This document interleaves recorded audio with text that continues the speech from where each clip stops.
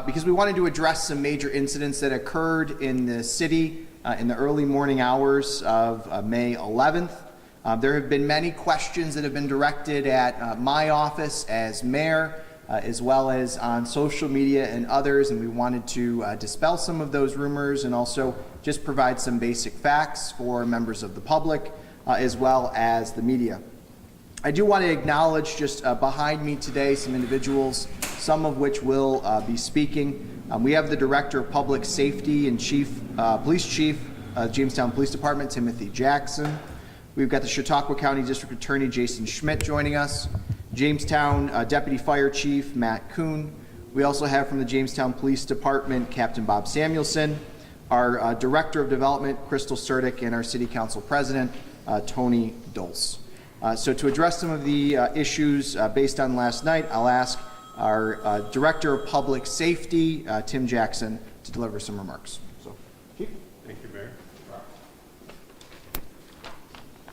This morning at about 4 a.m., the Jamestown Police Department responded to Danielson Oil, located at 250 Crescent Street, on an intrusion alarm.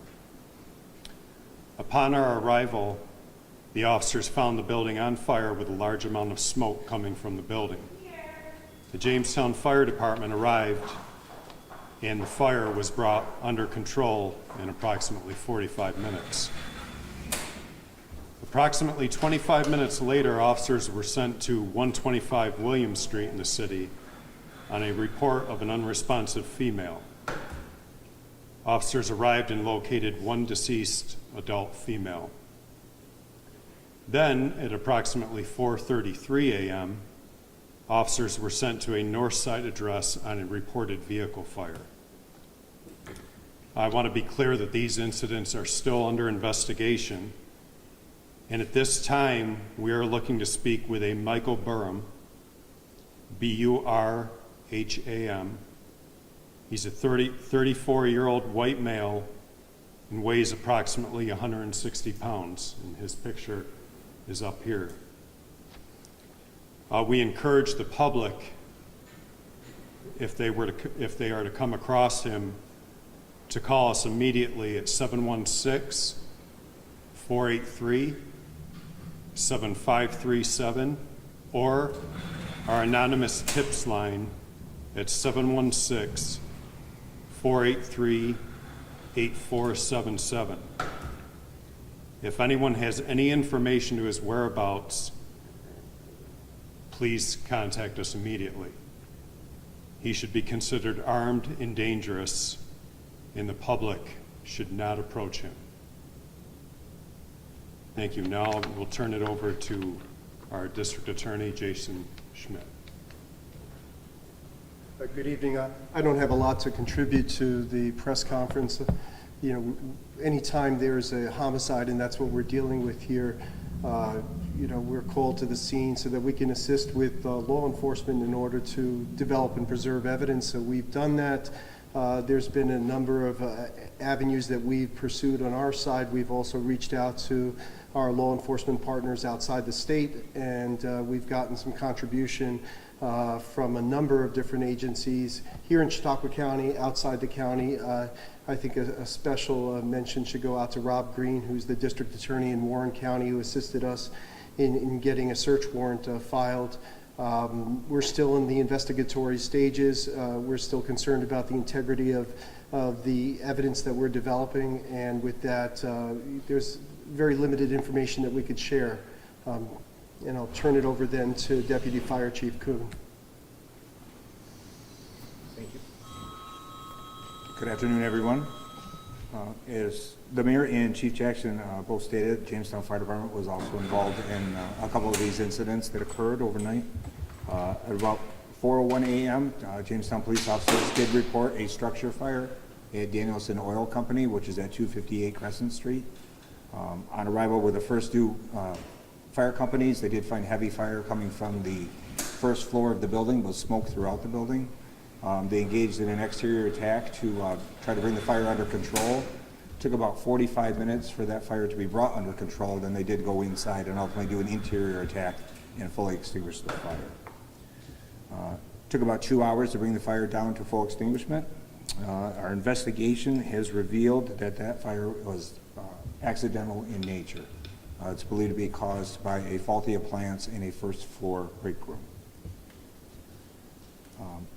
Dennison Oil is a long-standing business in the Jamestown community. They do have fuel oil stored on site, as well as various lubricants, greases, motor oils, and diesel fuel. So we did, through the Director of Development, Crystal Sertic, the Department of Environmental Conservation was contacted, as with the Chautauqua County Hazmat team. We did do an on-site assessment, and it's been determined that no chemicals have migrated off the property. So there is no danger to the public or to wildlife in the area. The area is fenced around Dennison Oil. There was no off-migration of any chemicals due to the firefighting effort. Just would like to thank Jamestown Police for assisting us at the scene, along with All-Star Ambulance, Chautauqua County EMS, the City of Jamestown Department of Development, the Jamestown BPU, Water and Electric Divisions, New York State Department of Environmental Conservation, and the Chautauqua County Hazmat Team. There were no injuries reported there, and off-shift personnel were summoned to stand by at Station 1 during that event. As Chief Jackson had mentioned, there's also a vehicle fire which occurred on the north side of the city at about 4:37 a.m. We did have two off-shift companies that responded up to extinguish that fire. When they arrived, they found a small four-door sedan that was fully involved. That fire was brought under control within about 5 minutes and fully extinguished in about 15. At this time, our fire investigators have determined that that fire is incendiary in nature. There were no injuries reported. I also encourage anybody that has any additional information, please contact the Jamestown Police Department or contact the tip line at 483-TIPS with any additional information, as our investigations are also ongoing. Thank you. Thank you, Deputy Fire Chief. Tony, did you want to? Excellent. We appreciate you all joining us today. I also wanted to thank the District Attorney for joining us today. I know it's been a very long day and a very early morning for him on site, assisting us with all of the things going on. But we will take some any questions that folks have at this point. Yes. Have been wanted by JP on 2 charges. Are those charges related in any way to the I don't think that's something that's suitable for comment, but we, you know, he is on the Jamestown's top 10 list. He hasn't been apprehended in connection with that. Right now, that's an unrelated incident, and we are looking for him. And at that point, once he's brought in, then he'd be arraigned on that charge. Any relationship established between he and the victim? It's not something that I want to comment on. Any comment that I make might compromise the integrity of any information that we receive as a result of this news conference. So just to clarify, he's unrelated to these incidents? I just don't want to comment on it. I don't think connecting the two at this early stage of the investigation would be appropriate under these circumstances. What can you tell us about why he's armed and dangerous and the public should be afraid of him? Well, I think that that's based on the information that we've developed at these crime scenes. It's based upon the investigation, and I think that we're always erring on the side of public safety, although we have to balance that out with, you know, with the ongoing investigation, and that's what's going on here. There's a desire to be as transparent as possible, and obviously that's why you're here, but on the other side of it, we have to think, you know, towards the future as to what we might do in a prosecution mode. How would you describe the truck in the picture?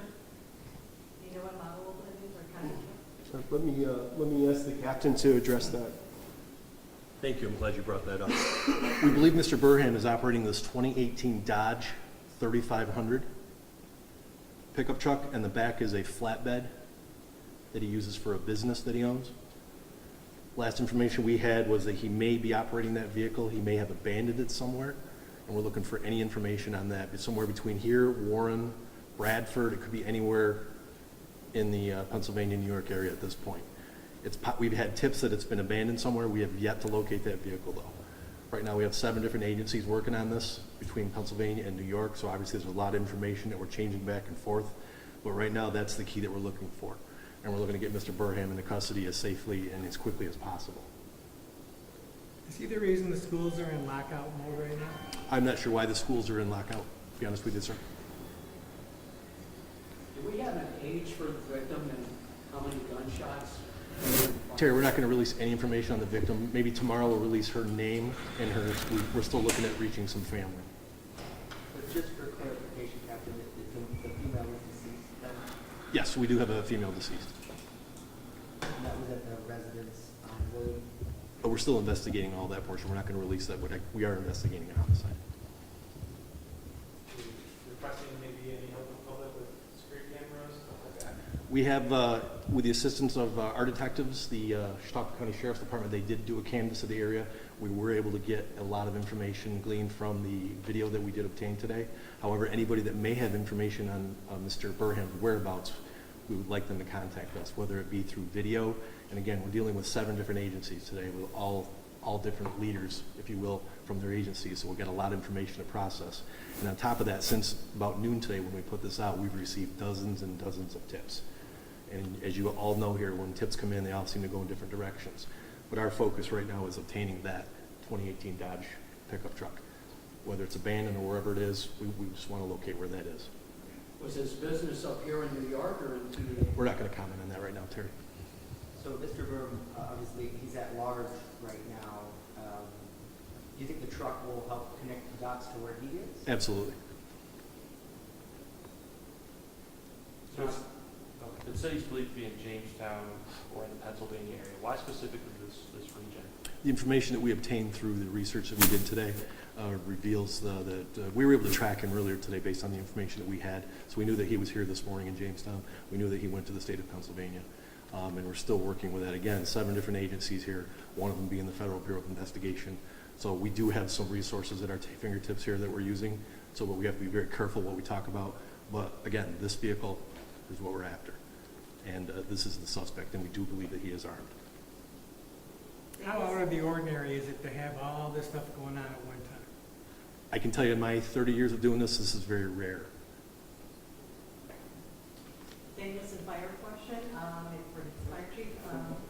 Is the building, what is the state of the building? Is it usable or can it be repaired? There was no structural compromise to the building as a result of the fire.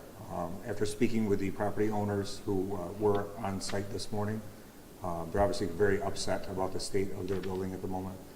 I believe at this point in time, the owners fully expect to continue business, and they'll be working with their insurance carrier on how to effect repairs to the building.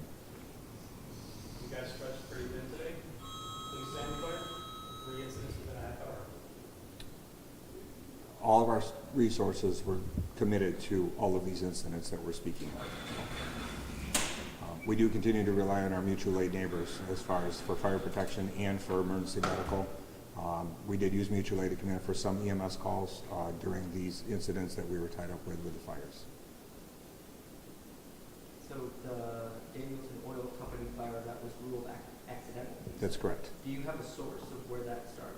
The area of origin is believed to be on the first floor in a break room, and we believe an appliance failed inside of that room. So the fire burned for an undetermined amount of time before it actually became visible. Interestingly, there was a burglar alarm call that came from there, and that's how Jamestown Police Patrol officers ended up responding down there first. There was no functioning fire alarm inside the building, and we believe the cause of the burglar alarm was the ceiling tiles actually falling in front of the camera. You have an owner for the vehicle that was involved in the vehicle fire. I do not. The vehicle was parked on the street, and then it was towed from the scene after the fire. And what owner? You don't have an owner, nobody has? I don't have an owner of that vehicle. I'm not certain who the registered owner is. Okay. Sure. Yes, Terry, we have located the owner. We have spoken to the owner about that. Is the owner unrelated, do you believe, to? Again, for the investigation purposes, that's something we're going to keep close-knit. But right now, we have talked to the owner. We are aware of the circumstances, and we're just going to move forward from there. And that was listed as incendiary to start that fire? Yes. So at that point, do you believe that was an arson? Could you explain kind of the difference for our viewers? Yeah, an incendiary origin basically means it's caused by a device of some sort. and we're looking into that. We've obtained video from the area that we have, and I think you can read between the lines here of what we're looking at, but it's very important that we find Mr. Burham and in this vehicle. And we're looking for any help from the public, and we've been through this before with the public, and they've always come through for us. Again, we just want them to do the right thing here. Thank you, Cap. Any further questions? All right, we thank you all for joining us today. Like we said, we've gotten a lot of questions throughout the day regarding the various events, and I appreciate all the staff that joined us today to explain the different actions that have been taken here in the city, and we appreciate the news media being able to cover that, as well as assisting us and helping us to find the individual wanted for questioning, as well as the vehicle that was presented earlier today. So thank you all. We appreciate it.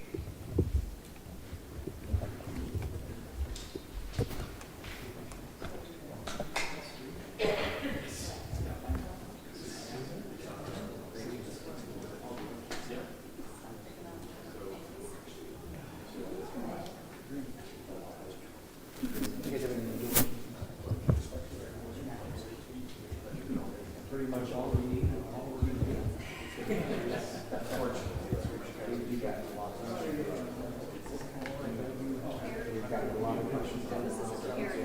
Oh, yeah.